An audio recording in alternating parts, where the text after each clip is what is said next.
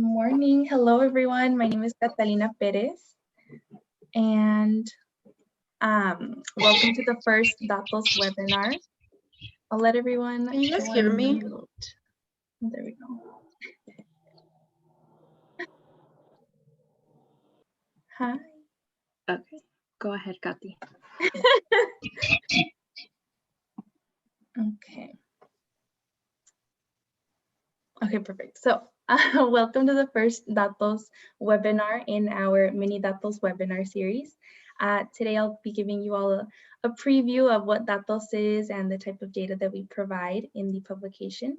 I'll be introducing our guest speaker in a couple of minutes, but first I'll tell you all a little bit about myself and what DATOS is. So I've been working at the Chamber for 2 years now. This is going to be my 3rd year working on DATOS. I manage a lot of the data requests that come through. So if anyone is looking for any specific information on the Hispanic market, please feel free to contact me and I'll be happy to share that with you. So the Arizona Hispanic Chamber of Commerce has been around for over 70 years, and we focus on 5 areas: economic development, capacity building, advocacy, education, and market intelligence. And today we'll be talking about our market intelligence. So for 24 years, the Arizona Hispanic Chamber of Commerce has delivered reliable, responsible, and relevant data to corporate Arizona, small businesses, and policymakers. We have a total of 10 research publications, DATOS being our flagship publication for our market intelligence. We also put out the Minority Business Enterprise Study. This was back in 2012. We surveyed 800 businesses in Arizona, and that work hadn't been done since 2007, so it was a good pre and post recession analysis. And that study created the 4 studies on the right: the Minority Business Enterprise Report, the Women-Owned Business, the Family-Owned Business, and the Hispanic Business Enterprise Reports. And then in the middle, we have our best practices. Our 70+ corporate partners look to us to provide these best practices so that they could do business in a responsible way. They're almost like a how-to for corporations. So for example, the supplier diversity best practices, they show you how to start doing business with minority suppliers, or how to increase your business with minority suppliers. And of course, none of this would be possible without our DATOS committee. These dedicated subject matter experts lend their expertise, knowledge, and data tools to the publication to shape an objective and informative report. And 3 years ago, we partnered with Vitalist Health Foundation to utilize a national best practice called the Elements of a Healthy Community. It's a framework through which we can filter the data, which helps us have a better conversation with our corporate partners to create more of a social impact in our community.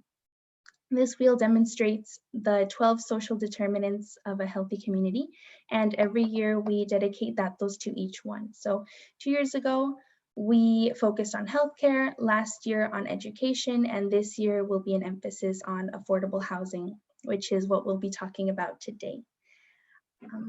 So let's get into the data. I'll share with you all our 4 key facts for DATOS, but we have a population of 60 million Hispanics in the US, and that does not include undocumented or Puerto Rico.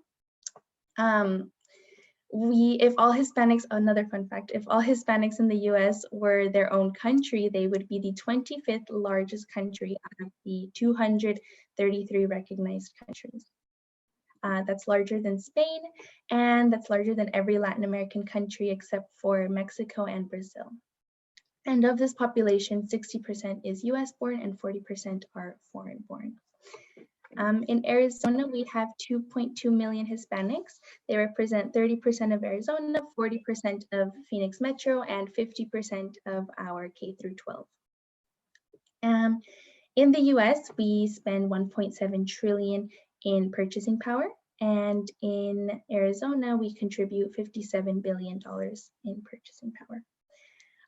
So that was my brief datos introduction. Now I want to introduce you all to our special guest, Jamie Boyd.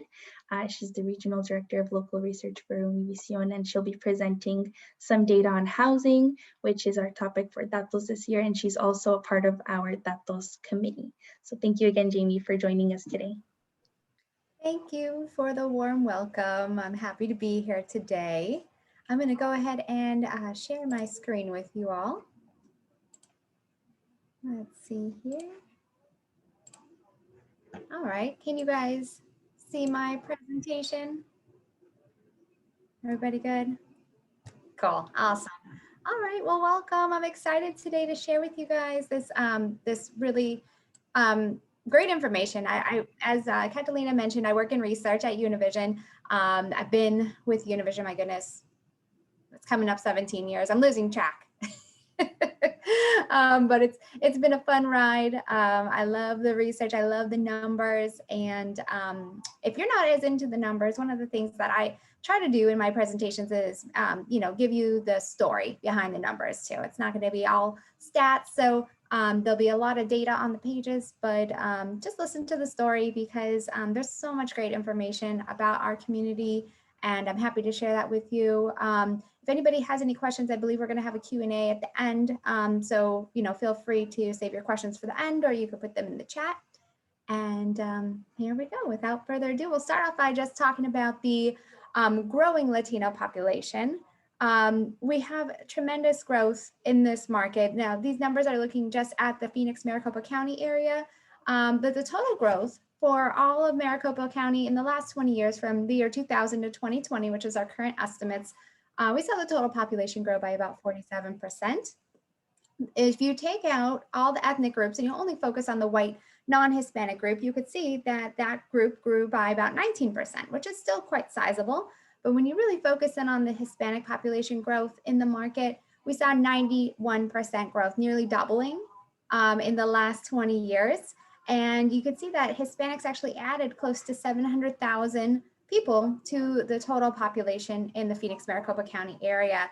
Compared to any other ethnic group, Hispanics far outperform, you could add up the Black, Asian, other two or more races, American Indian and Pacific Islander groups, and still not even achieve the number of Hispanics that are in the market. You might see higher percentage growth for the smaller ethnic groups, which is definitely something to keep our eyes on as well. We are becoming a more diverse community. However, when you talk about multicultural marketing, or just multicultural anything in the Phoenix market, the majority of those folks that are multicultural are going to fall into this Hispanic group.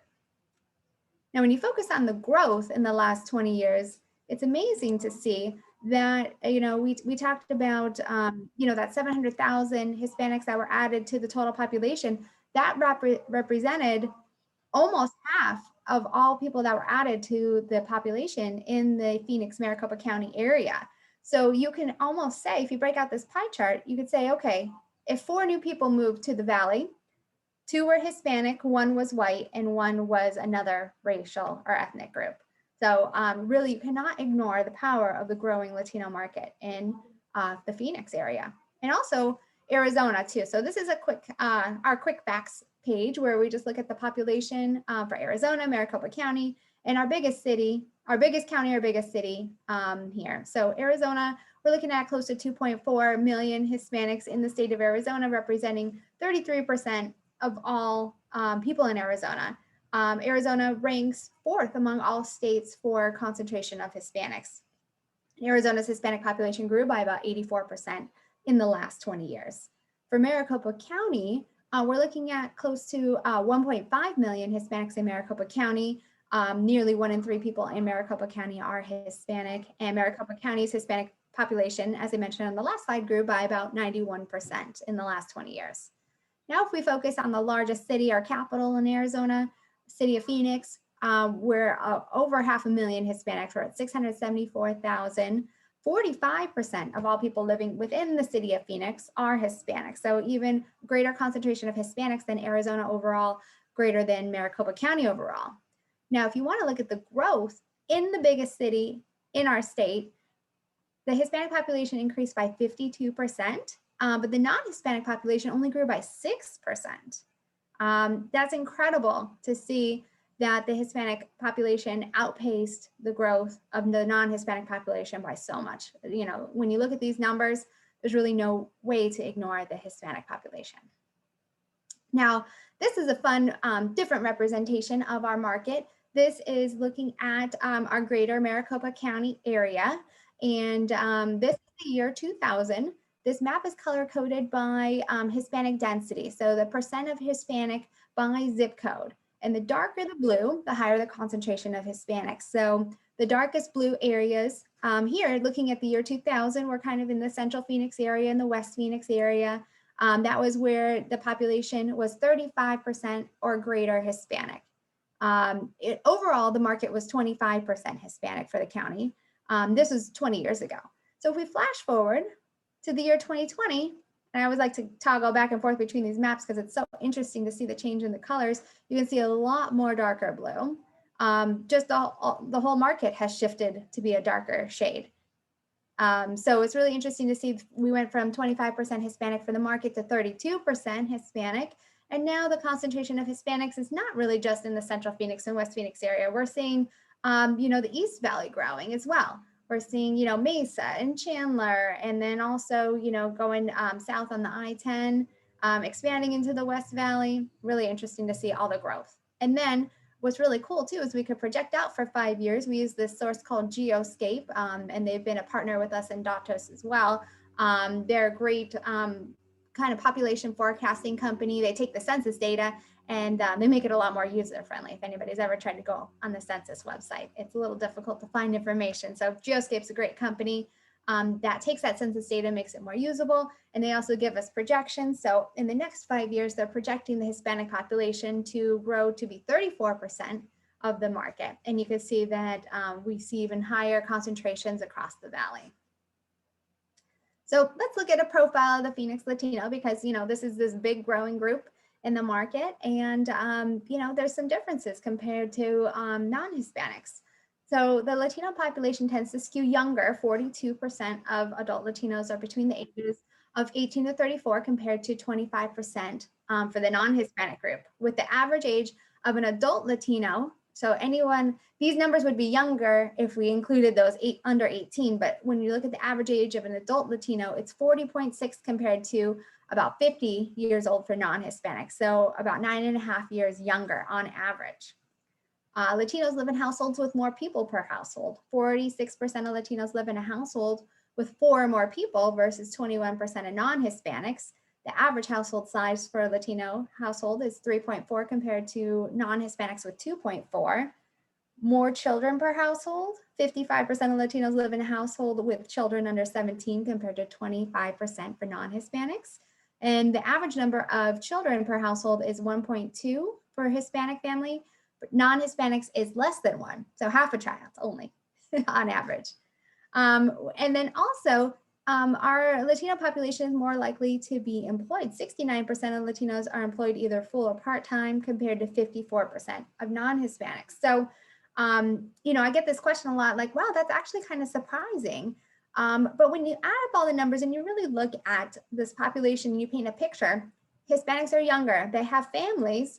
And then conversely, the non-Hispanic population tends to be older. We have a huge retirement population in this market. So just because you're not employed, this isn't not synonymous with an unemployment figure. This just means that 69% of Latinos are employed, 54% of non-Hispanics are employed, but the other part might be retired or just choosing not to be in the labor force as well. Okay. But then, you know, we look at Geoscape, they give us projections into the future, but our real crystal ball is looking just at the population that's under 18. When you just look at the Maricopa County area, the greater Phoenix area, 46% or nearly half of the population overall is Hispanic. So those young kids are going to be growing up soon and they're going to be, you know, going to school, getting jobs, buying houses, growing their families, buying everything that they need. They'll be in that acquisition phase of their lives. So this is a consumer that you cannot ignore. You know, it's coming. This is your insider tip, the Hispanic population is growing and will be here for a long time in this market. So not only is the Hispanic population young and growing, but their income is also growing too. And you see that when you're younger, it takes a little while to build your wealth and, buy all the things that you need to move up in your career. And we're seeing that with the Hispanic population as well. But as they have been aging and been in the market for a longer time, we could see that what's great to see is that that they're growing in wealth. So looking at this chart here on the left side, this is the number of Hispanics in the year 2000 and their income break. So the gray was under 35K. The lighter gray is 35 to 75K. 75 to 100K is in this darker blue, and the lighter blue is 100K plus.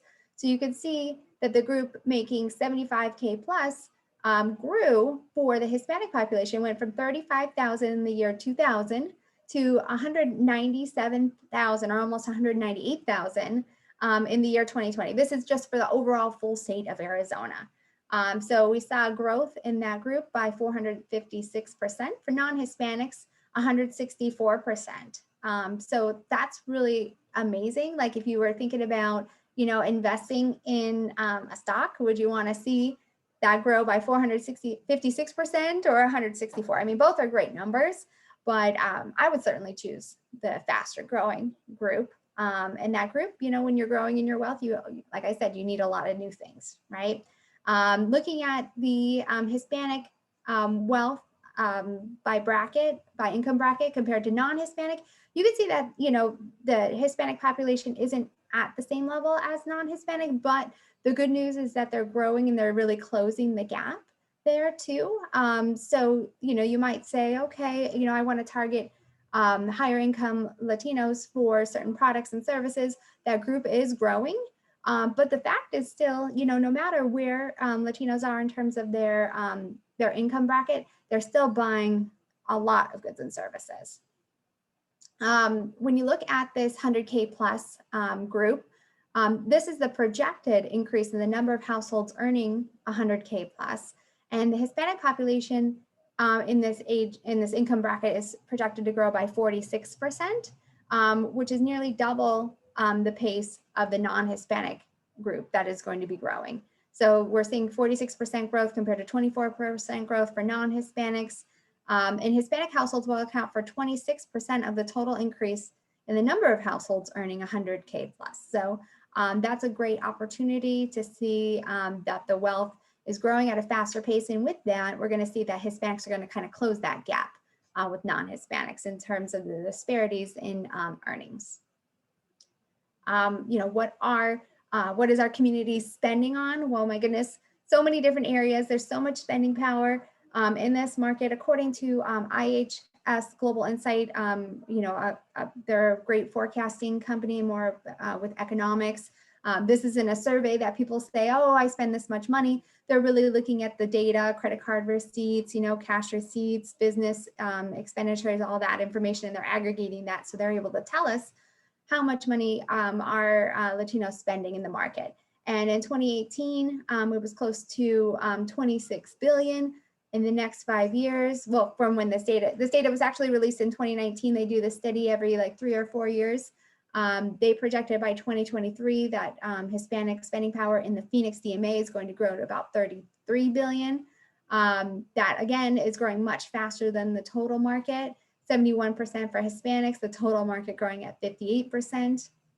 On the right side, you could see just a variety of categories where Hispanics are spending so much money on new vehicles, insurance, restaurants, food at home, technology. I can go down the rabbit hole on any of these categories.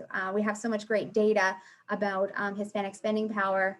So feel free to reach out to me after this presentation if you have other questions about those categories. But let's today's focus is home ownership, so you have to kind of rein me in. Love the data. I could talk about all these different categories, but today my passion will lead us to talk about Hispanic home ownership, and we have so many great stories to share with you about Hispanic home ownership. So first of all, just kind of starting off with some national data about how do Hispanics feel about home ownership, just kind of setting the table. 88% agree that owning a home is the best investment plan and they're better off owning than renting. 80% of US Hispanics say that they believe owning a home will help them achieve a goal of building wealth. 78% agree that owning a home as opposed to renting is a better way to improve their overall financial outlook. And 52% believe that buying a home is a safe investment with a lot of potential. So there you have it. I mean, the Hispanics are definitely, in the market looking to buy homes. They believe in the process, where many others may have been kind of disheartened 10 years ago from the, the housing crisis that we went through. A lot of people lost their homes, but Hispanics continue to be optimistic. Arizona is a hotspot for Hispanic homeowner growth. And this is actually I just love looking at Arizona and the lens of all other states and kind of looking at what makes us unique here. In terms of the number of Hispanic owner-occupied housing units, Arizona ranks 4th among all states in the United States for a number of houses, so of owner-occupied housing units.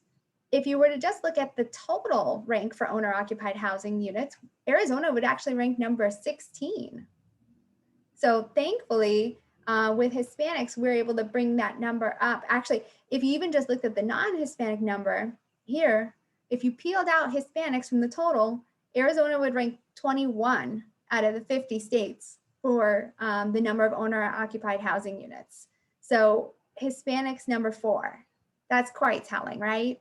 I mean, to help not only have Hispanics rank so high, but to help bring up the total rank. I mean, you can't ignore the Hispanic population and the growth.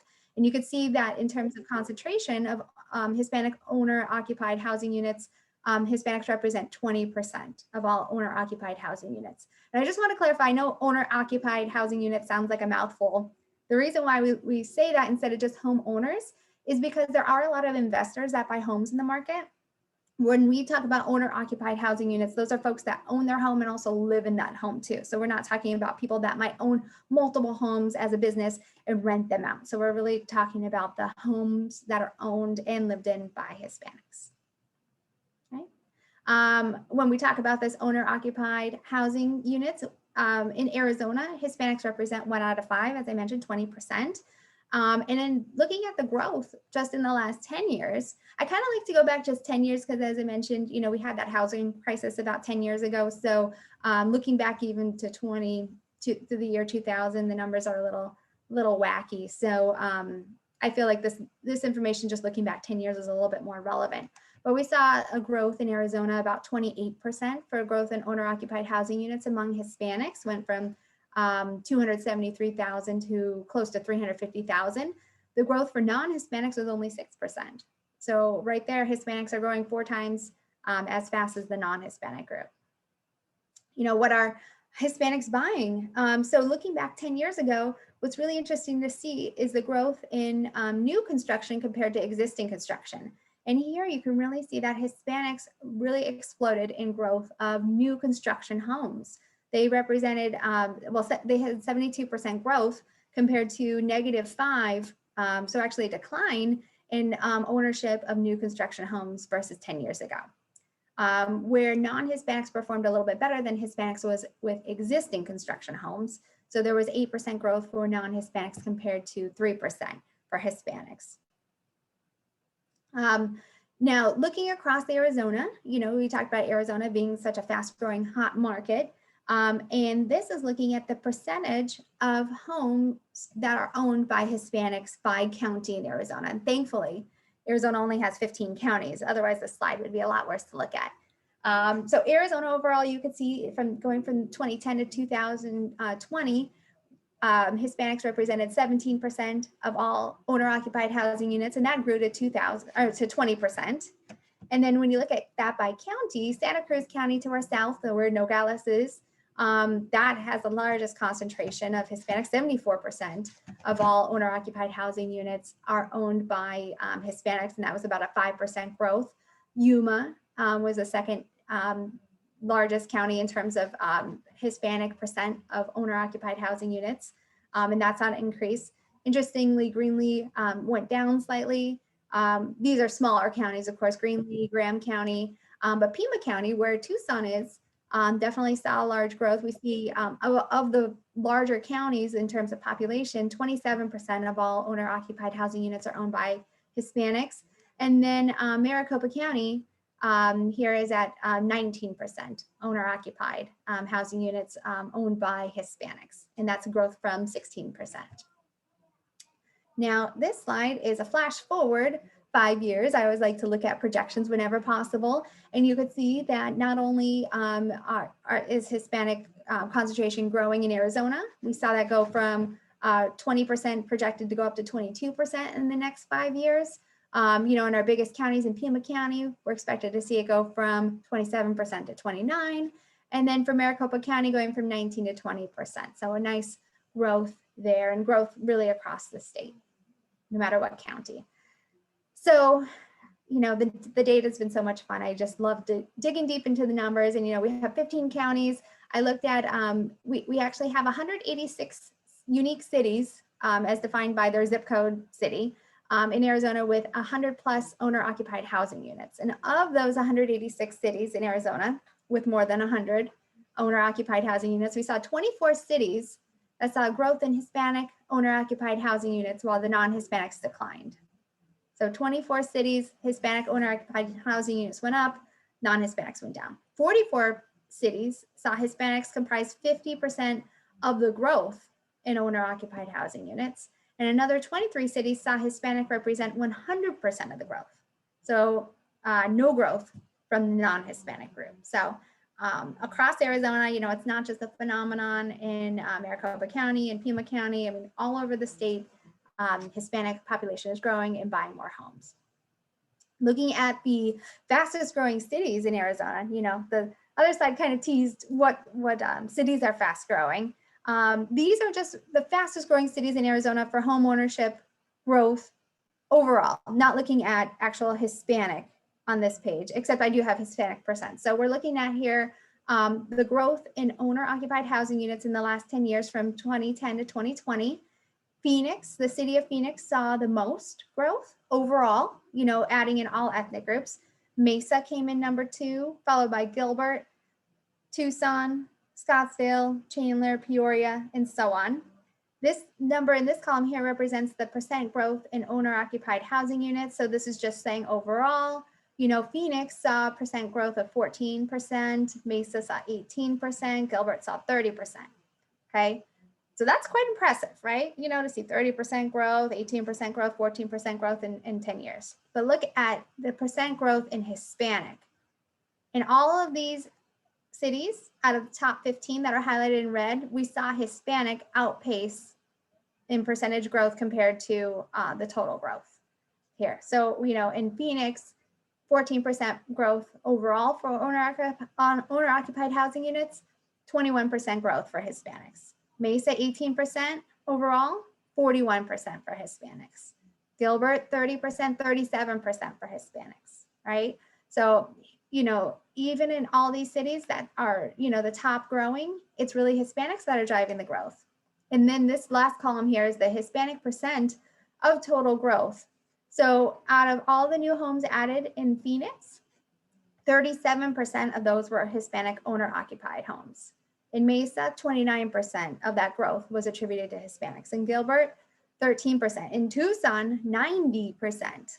So that's one of those ones where it's almost 100% of the growth is by Hispanic owner-occupied housing units. Even in Scottsdale doesn't tend to skew very Hispanic, but Hispanics still are representing 8% of the growth and are doubling the pace of growth in home ownership in Scottsdale. So small, but also growing quickly too. So I thought that this was really interesting information. Now, let's look at the fastest growing cities in Arizona for Hispanic homeownership. So we resorted these cities, and then now this column here is the growth in Hispanic owner-occupied housing units. So on the last side, we saw Tucson ranked up high.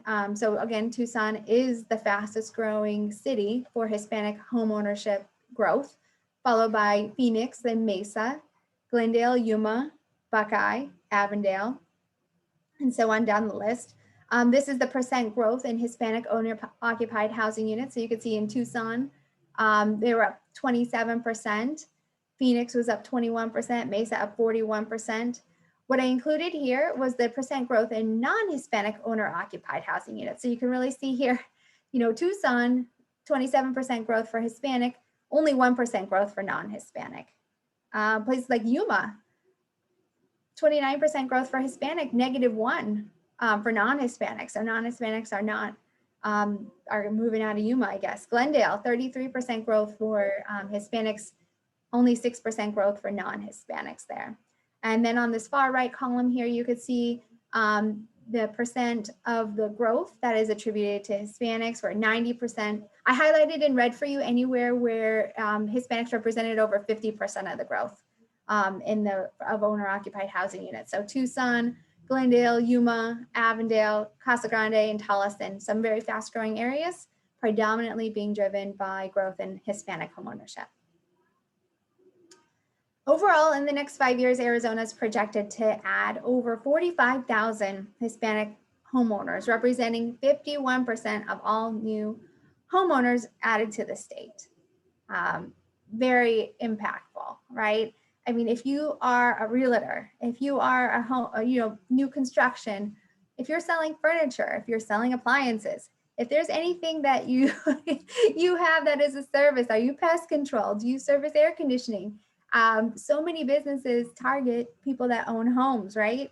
And look at this, 1 out of 2 new homes projected to be, new homeowners added to the market are Hispanic. So, just impressive. I love telling these amazing stories. When you look out in 5 years, the rate of Hispanic homeownership is projected to grow by 13%, which is 3 times the rate of non-Hispanic. So again, looking at, which stock would you want to invest in? Would you want to invest in the growth of 13% or 4%, right? I'd want to go with the bigger percent. Get a bigger return on your investment. Get in early, right? So, we talked about fast growing market, Hispanics representing over half of the growth. And looking at the cities that are projected to grow the fastest, here's your rank of the top 15 across Arizona.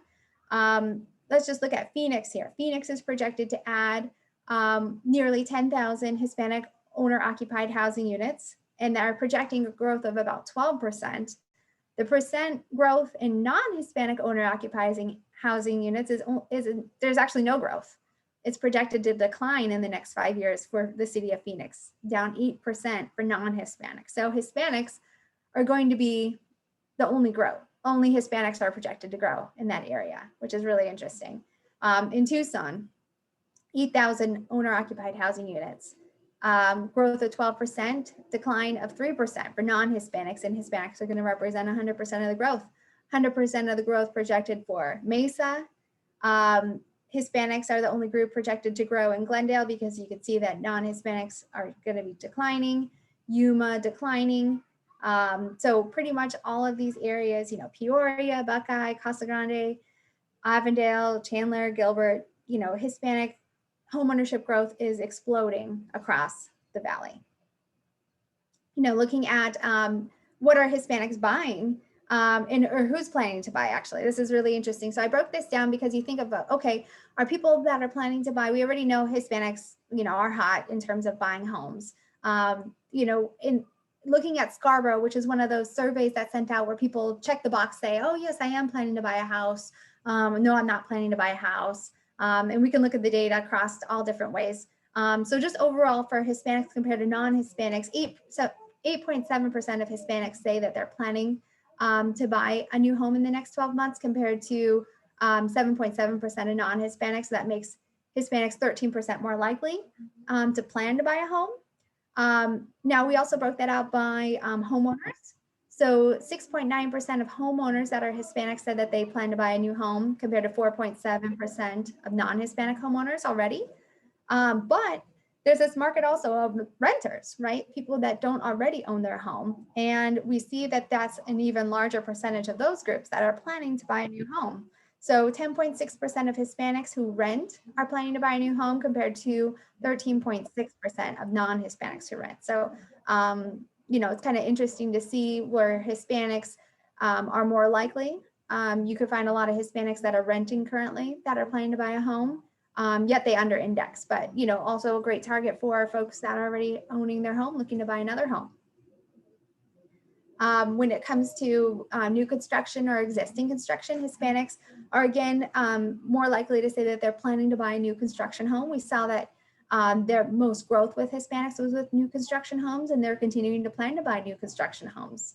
A lot more likely than their non-Hispanic counterparts to buy new construction. And when it comes to existing construction, it's pretty much equal in terms of the percent that plan to buy a new construction home or existing construction, sorry.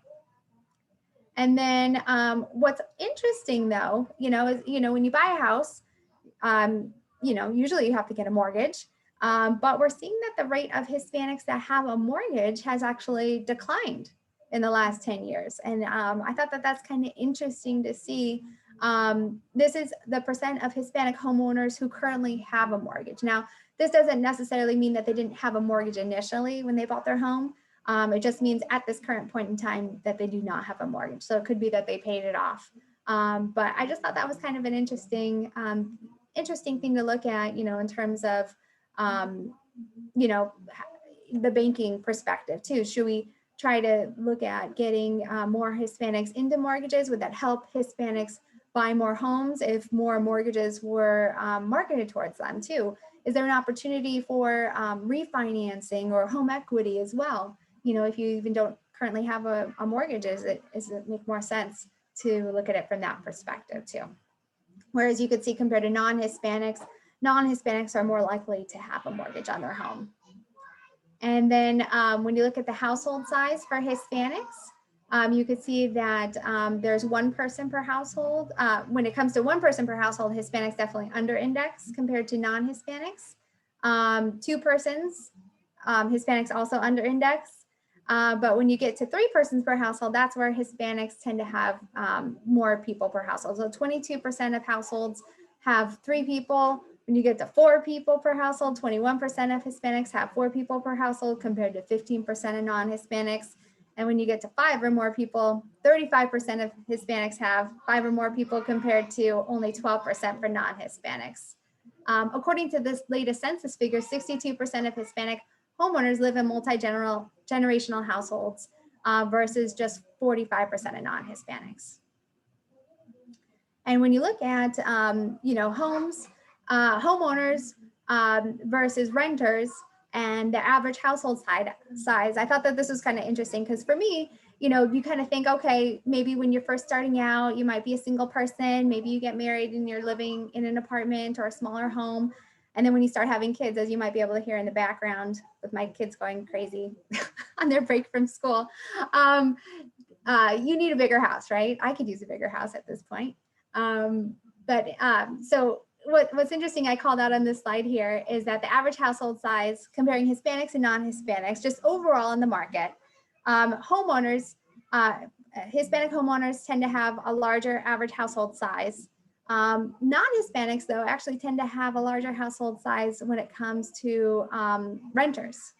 And then we looked at the average number of adults, because as we mentioned too, we have multi-generational housing is a lot bigger for Hispanics than for non-Hispanics. So it's not necessarily just more children in a household, it's more adults too. You might have your grandparents or other relatives living with you. So Hispanic homeowners tend to have the largest average number of adults living in their home with 2.8 on average. For non-Hispanics, we're at 2.4, which is about the same for all households and for renters. And when it comes to children, Hispanics tend to have the same average number of children, no matter if they're a homeowner or a renter.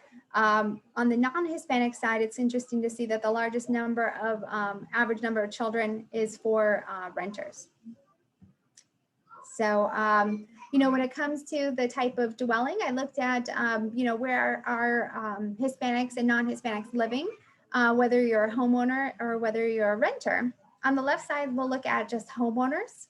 And also the same for both renters and homeowners. One of the consistencies that you see is that living in a single family house is the most prominent dwelling type for both groups. However, homeowners For both Hispanics and non-Hispanics, they're almost at nearly at parity, with about 83% for both groups living in a single family house. Mobile and manufactured housing is the number 2 choice for homeowners in both groups for Hispanics and non-Hispanics, although Hispanics slightly over-index in this group. Townhomes are a little less likely for Hispanics, condos a little less likely for Hispanics as well. When you're looking at renters, though, even though single family housing is the most popular dwelling to rent, apartments come in number 2. However, you could see that the blue bar representing Hispanics are slightly more likely to rent a single family house compared to non-Hispanics, and non-Hispanics are a little bit more likely to rent an apartment compared to non-Hispanics. For townhouses, that is the 3rd most popular type of dwelling lived in by both Hispanics and non-Hispanics. Hispanics tend to over-index a little bit on that category. Okay. And what's interesting here, is kind of wrapping everything up, because I know we went through a lot of data today, but kind of getting back to more of the national information. And why did you live, or why did you move? Why did you want to leave your residence and go to a new residence? And this is among U.S. homeowners, and we're comparing Hispanics in the blue to non-Hispanics in the gray. The top reasons were they wanted a larger or better quality home, right? Don't we all? Wanted a more desirable neighborhood, to form an own household, reduce housing costs, which is interesting, be closer to family. This is now where non-Hispanics kind of over-index compared to Hispanics. Change in household or family size is another reason, but again, Hispanics kind of under-index here. So without going through all of these, it's just kind of interesting to look at what are the drivers for causing folks to move across the country and the differences between Hispanics and non-Hispanics. That pretty much wraps up what I have for you guys in terms of home ownership. I just wanted to say, as I mentioned, I have so much research. I love research. I love the data. I hope you can tell from my presentation how much fun it is for me to put this information together. And I work at Univision. We're the largest Hispanic media company in Arizona. We have TV and radio stations, Phoenix, Tucson, digital properties, community events, and I help put together the research that helps our community partners understand more about the Hispanic community. So if anybody has any questions, I'm happy to answer those. Thank you so much for your time and attention today. Thank you to the Chamber for inviting me to speak. I hope that you guys found this information useful. Thank you, Jamie. That was great. That was wonderful. If anyone has any questions, make sure to raise your hand or unmute yourself if you have any questions for Jamie.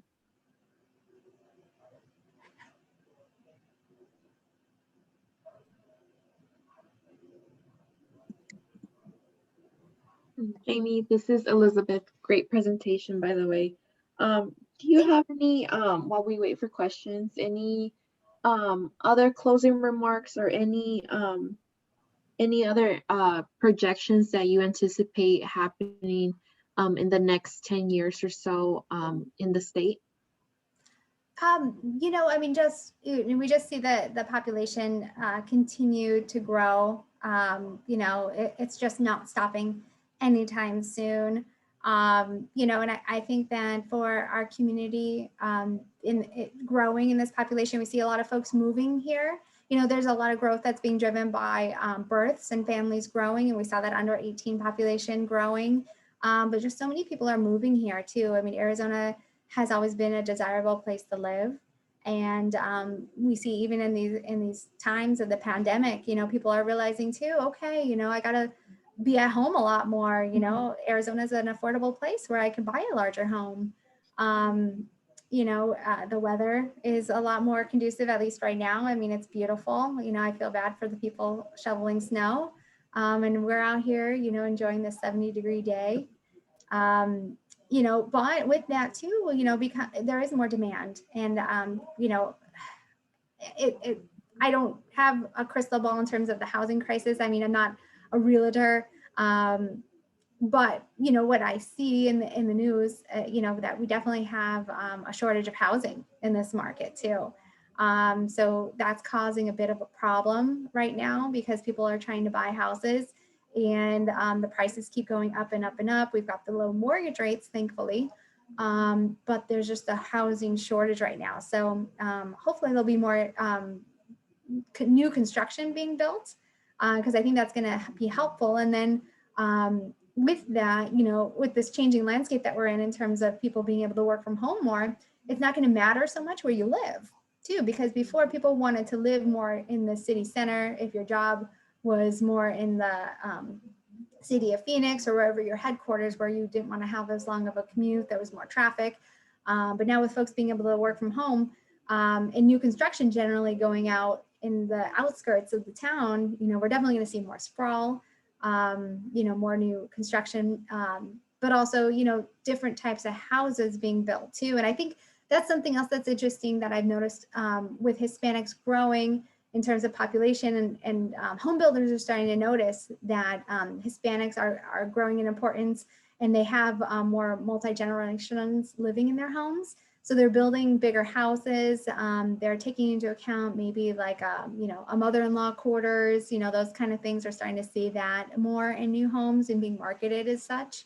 So I think that there's definitely a lot of opportunity. The Hispanic perspective is definitely going to, change home ownership. And hopefully there'll be more emphasis put on marketing specifically to our community as well. Great, thank you. I do see a question here from Angie. She says, thank you, Jamie, great presentation. Do you have data for adults and retired Hispanics? And Angie will be sharing Jamie's contact information and the recording in our post-event email following the webinar today. Okay, great. Sorry, was there a question? I didn't quite understand what the question was. Yes, she's just asking if you have any data for adults and retired Hispanics. Yes, we can definitely pull data on that group. Yes, Great. so definitely, yeah, if we're able to share my contact information, and be happy to get in touch with that as a follow-up. Okay, perfect. We still have a little bit of time if anyone wants to ask any questions for Jamie. Don't be shy, or for Catalina as well. We appreciate that. She said, thank you, Jamie. Okay, perfect. Jamie, I did want to ask you about, do you have any more information on the out-of-state individuals accounting for those increases here in Arizona? I know that you talked a little bit about it, but. Yeah, so I don't have the data with me on hand, specifically for Hispanics, but I have seen in a lot of news releases that have come out recently that Arizona is a top destination for people moving, especially we see so much of our population coming from California. And I'll have to dig that up. There was some information, I want to say it came out a couple months ago, about how many people are moving here from out of state. Unfortunately, it's a little tougher to get our hands on Hispanic population in migration. But in terms of what we see here, we're seeing a lot of migration across the country of people moving to Arizona. We know the total population numbers, but then also directionally, we can see just within our census figures that we look at that Hispanics are really driving the growth. So you can kind of put 2 and 2 together to see that, there's a lot of Hispanics that are moving here from out of state too. Good question. Thank you. Anyone else have any questions?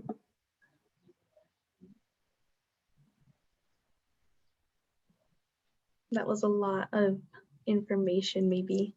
I know, right? Later the questions will come in. I had a lot of questions. As I was going through and putting this information together, I was thinking, what about this? What about this? What about this? And just looking at all the different ways. So I know it's a lot of data. Maybe I thought of all the questions ahead of time. That's okay.